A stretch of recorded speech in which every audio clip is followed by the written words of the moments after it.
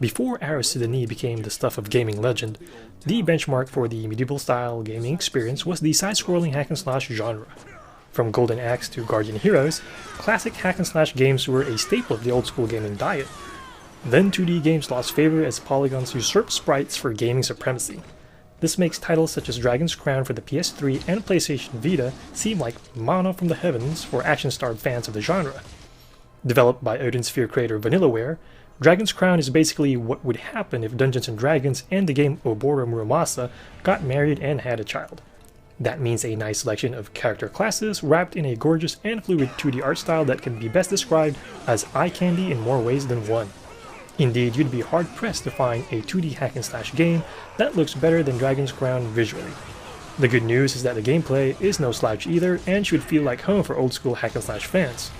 Dragon's Crown relies heavily on a combo-based system that changes various moves that you can pull off through simple button combinations. This not only applies to physical attacks but spells as well, which can be linked for even more carnage as long as you have the magic points to expend.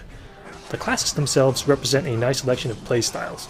These range from the tanky fighter who can block and protect allies to the glass cannon style wizard who can wield powerful spells. Folks who really want to get up close and personal can use the powerful dwarf who can not only grab enemies but heavy objects in the field as well. For support, the sorceress can constrict and freeze foes or generate food for healing. Other options include the Amazon and the Japanese fan favorite, the Elf. Man, they really love that character. Each class can be leveled up and further refined through shared and unique skills that can do things like increase health or unlock new moves and abilities. Dungeons, meanwhile, are filled with all sorts of items and rewards for loot fanatics. Finish the first 9 stages with a character and you can start unlocking multiple dungeon paths and also use that specific character online with other players. Otherwise, PS3 players also have the option for local co-op regardless of what stage of the game they're in. Later on, you can also play dungeons straight without going back to town to increase your spoils, but at the risk of running out of healing items and breaking your weapons.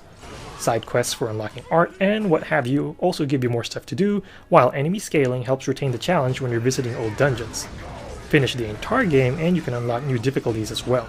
Although you can share save files between the PS3 and the Vita, the game sadly doesn't allow cross-play between both systems.